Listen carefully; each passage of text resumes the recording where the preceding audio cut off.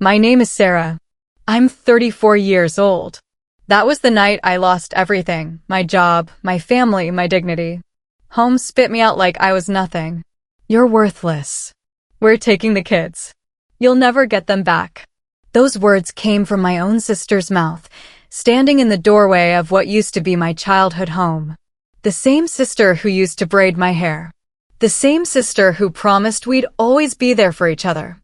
But money has a way of turning blood into poison, doesn't it?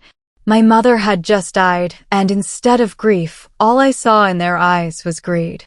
They wanted me gone before the will was read. They wanted me disappeared. Before we go any further, I need something from you. Drop a comment below with your country and what time it is right now where you're watching. Whether it's sunrise in the United Kingdom, midnight in New York, afternoon in Canada, or evening in Australia, I want to know. Don't just sit back like a ghost. Tell me where in the world you are. Because what I'm about to tell you happened to a real person, in a real place, at a real time when the world felt like it was ending. Now, let's dive into the story that changed everything. That first night, I slept in my car. A 2003 Honda Civic with a torn passenger seat and a heater that barely worked. The smell hit me first. That sour, damp odor that clings to old fabric when it's been wet too many times. I pulled my coat tighter, but the cold wasn't just in the air. It was in my bones, in my chest, in the hollow space where my heart used to be. I parked outside a 24-hour diner on Route 9, watching the neon sign flicker between red and yellow. Eat, it said, then nothing, then eat again. My stomach had given up growling hours ago. I had $17 in my wallet and nowhere to go. The fluorescent lights inside the diner buzzed like angry wasps, casting harsh shadows on the faces of night shift workers and insomniacs who looked just as lost as I felt. When morning came, I had to move. Couldn't let the staff see me sleeping in their parking lot. So I drove through my old neighborhood, past houses where I used to trick or treat, past the park where I learned to ride a bike. And there they were, my former neighbors, standing in their driveways, heads bent together in that particular way people have when they're discussing someone else's misery. She lost everything, I heard Mrs. Peterson whisper to the mailman. The whole family disowned her. Can you imagine? Yes, I could imagine. I was living it. I rolled down my window just enough to hear them better, torturing myself with their words. They spoke about me like I was already dead, like I was just a cautionary tale to tell at dinner parties. Remember Sarah from down the street? Well, let me tell you what happened to her. If you've ever felt abandoned by the very people you trusted, subscribe right now. And if you won't, at least admit in the comments why you'd turn away from someone who's finally telling the truth. Because I'm done pretending this doesn't happen. I'm done pretending families don't destroy their own when money's involved. 3 days into my new life as a ghost, my phone rang. Unknown number. I almost didn't answer. What was the point? Everyone who mattered had already said their piece. But something made me swipe that green button. Miss Sarachan? The voice was professional, careful. Yeah, that's me. This is Robert Martinez from Martinez and Associates. I'm handling your mother's estate. There's been a development. We need you at the will reading tomorrow at 2 o'clock. My heart stopped. I thought, my family said I wasn't included. A pause. Long enough for me to wonder if the line had gone dead. Miss Chin, you're not just included. You're a primary beneficiary.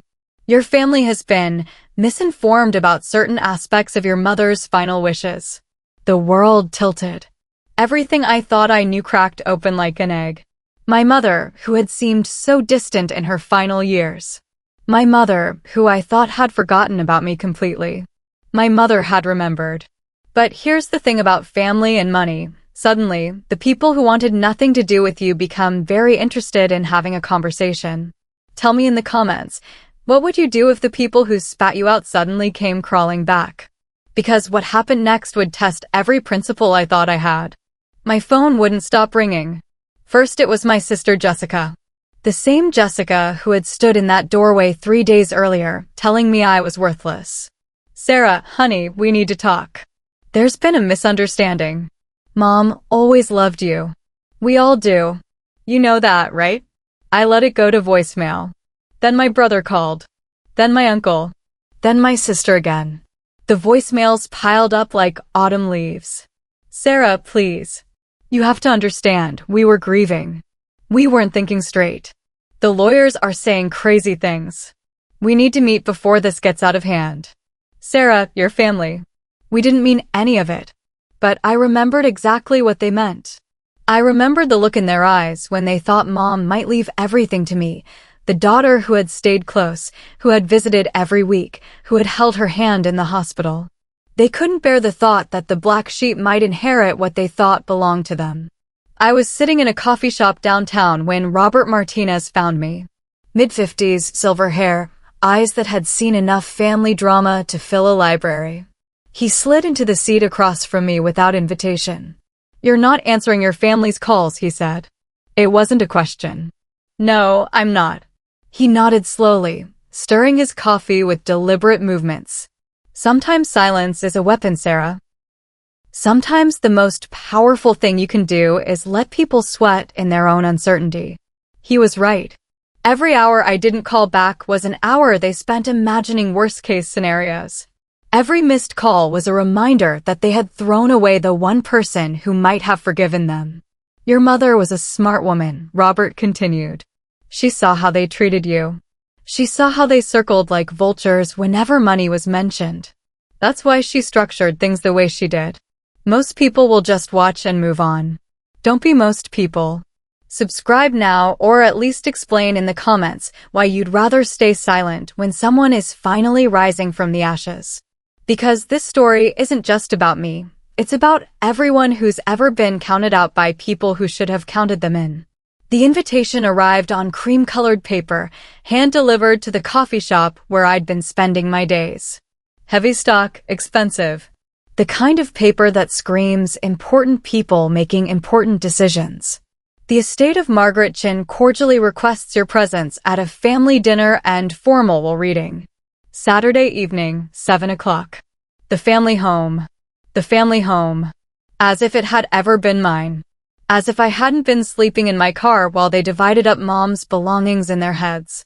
But I was going. Not because they wanted me there. Because I wanted to see their faces when the truth came out. Saturday evening arrived cold and clear. I drove through the wrought iron gates that led to my childhood home. The house where I'd learned to walk, where I'd hidden under beds during thunderstorms, where I'd been told I was worthless 3 weeks earlier. The circular driveway was full of expensive cars. BMW, Mercedes, my uncle's new Lexus. All of them trying so hard to look successful, to look like they deserved whatever was coming. The house itself glowed with warm light spilling from every window. Mom's crystal chandelier in the dining room, the antique lamps in the living room, the overhead fixtures she'd imported from Italy. Everything looked exactly the same, but I was different. I was walking into that house as a stranger now, and somehow that felt like power. I wore jeans and a black sweater. Nothing fancy.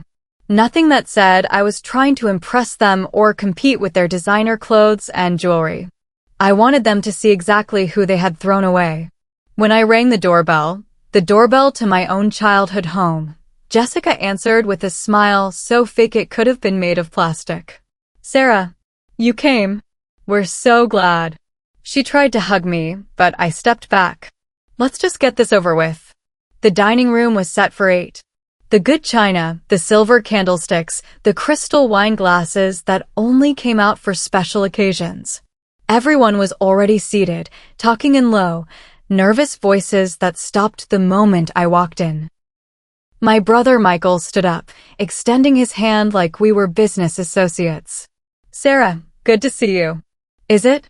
Uncle Robert cleared his throat from the head of the table. Now that we're all here, perhaps we should eat first, then discuss the business matters. They wanted to soften me up. Feed me, make small talk, pretend we were still a family before the lawyers delivered whatever news they were dreading. But I could see it in their eyes, the fear, the calculation, the desperate hope that maybe they could still manipulate the situation in their favor. The meal was torture. Forced conversation about weather and old memories, as if they hadn't tried to erase me from the family 3 weeks earlier. My nephew asked about my job, not knowing I'd been fired. My sister-in-law complimented my hair, not knowing I'd been washing it in gas station bathrooms. Robert Martinez arrived as we were finishing dessert. He carried a leather briefcase and wore the expression of someone who had delivered difficult news many times before. "Shall we move to the living room?" he suggested. We arranged ourselves like pieces on a chessboard. They huddled together on the main sofa, while I took the armchair by the window, Mom's favorite spot. The irony wasn't lost on any of us. Robert opened his briefcase with theatrical precision. Margaret Chen's will is quite specific in its instructions. She wanted to ensure that her final wishes were carried out exactly as written, with no room for interpretation or family politics. The room held its breath. The house, the life insurance policy, the investment accounts, and the majority of personal effects go to. He paused, looking directly at me. Sarah Chen, with the provision that she cannot sell or transfer ownership to any family member for a period of 5 years. The silence was deafening. Then all at once, everyone started talking. "That's impossible. Mom wouldn't have done that. There must be a mistake." Sarah manipulated her. I stood up slowly, feeling power I hadn't known I possessed flowing through my veins. "No," I said, and my voice cut through their protests like a blade. It wasn't about manipulation. It was about truth. It was about who actually cared about her when she was alive, not just what she could leave behind when she died. Jessica's face had gone white. "Sarah, you can't seriously be considering keeping everything. We're family. Are we?" I looked around the room, meeting each of their eyes. "Because 3 weeks ago, when you thought there was nothing to gain, you told me I was worthless. You said I'd never see my kids again. You threw me out like garbage." My voice was rising now, all the pain and rage I'd been swallowing finally finding its way out. "You see me as broken. You have no idea who's standing in this room with you now." Michael tried to interrupt. "We were upset. People say things when they're grieving." "No." I held up my hand. This wasn't about grief. This was about control. About money. Don't dress cruelty up as family love. I know the difference now. I walked toward the door, then turned back for one final moment. The only thing I lost was people who were never truly mine to begin with. If you felt that line deep in your chest, hit subscribe. And if you didn't, then tell me why in the comments. You owe me that honesty. Because what I did next changed everything, and I need to know you're still with me. The fallout was immediate and spectacular. Within days, the phone calls started again, but different this time. Desperate. Angry. Full of threats disguised as concern. Jessica called first.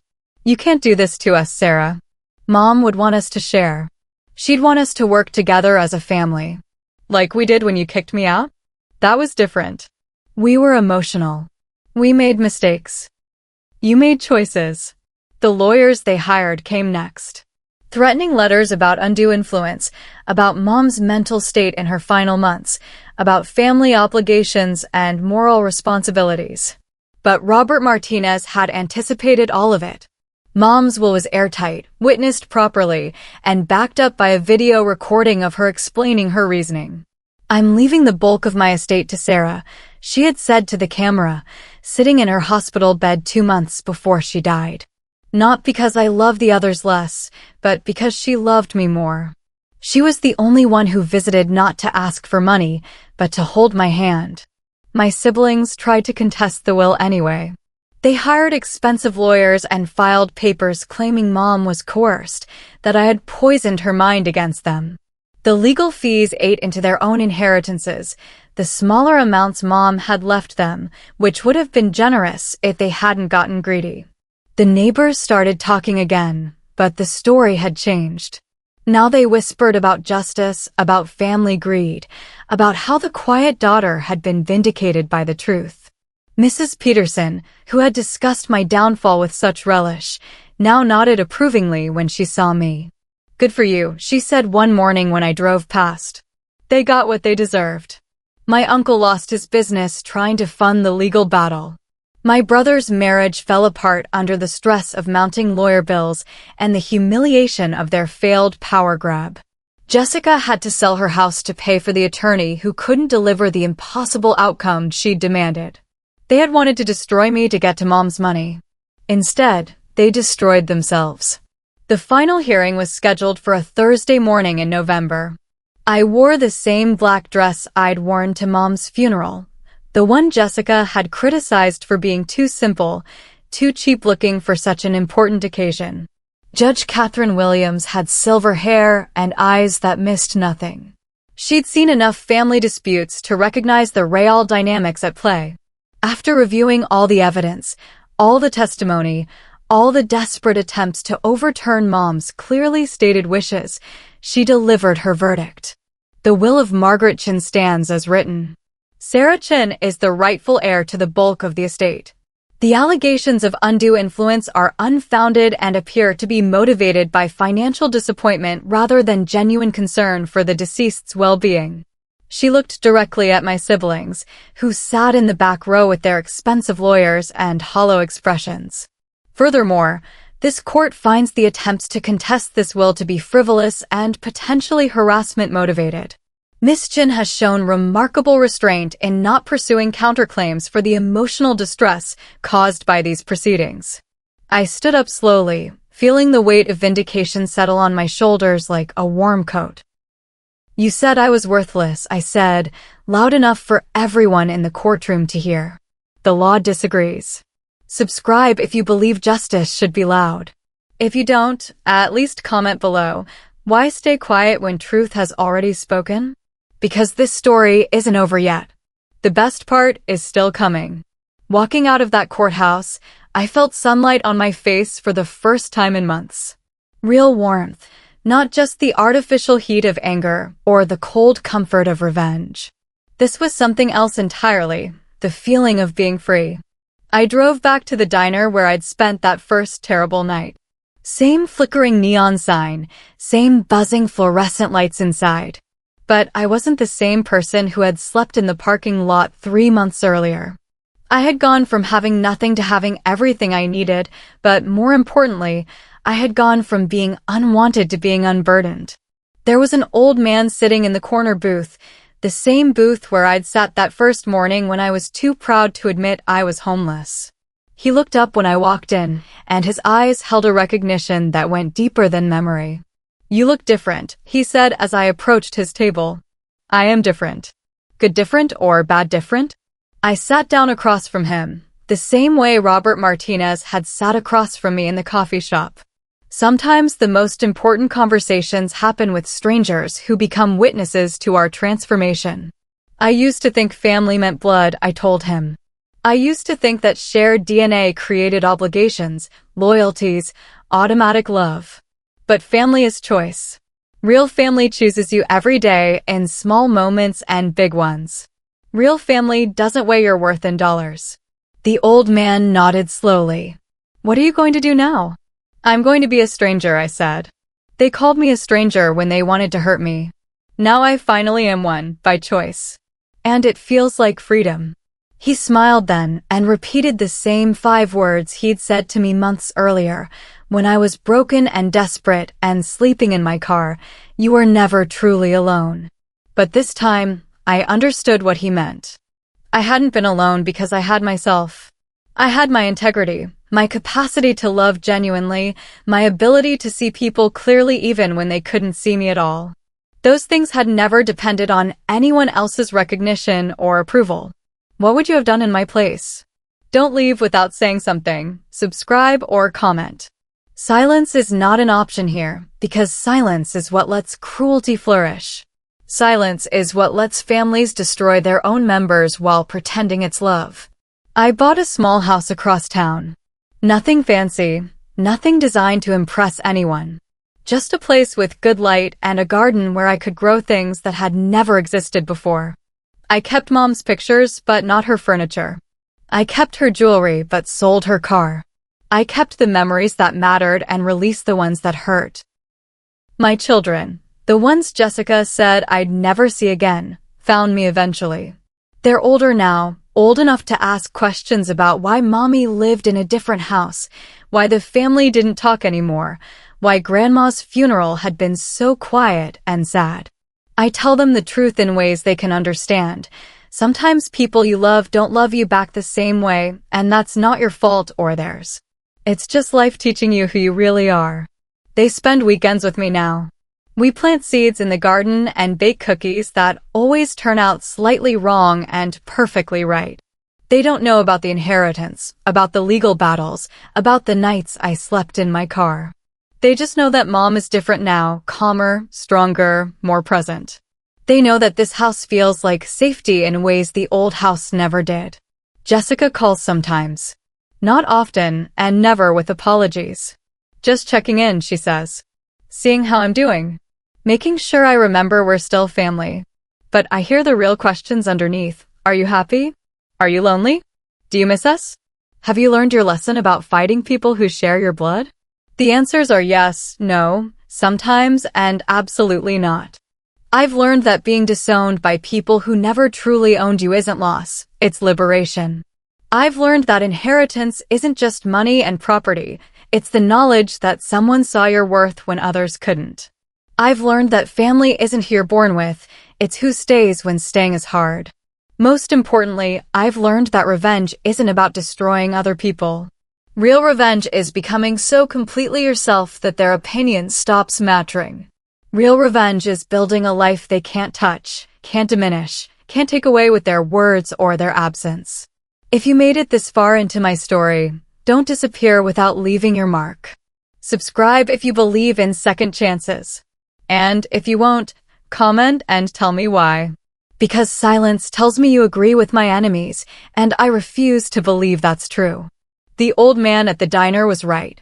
I was never truly alone, because I had the one person who would never abandon me, myself.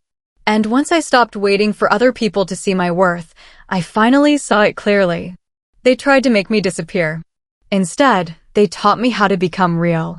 That's a gift I wouldn't trade for all the family approval in the world.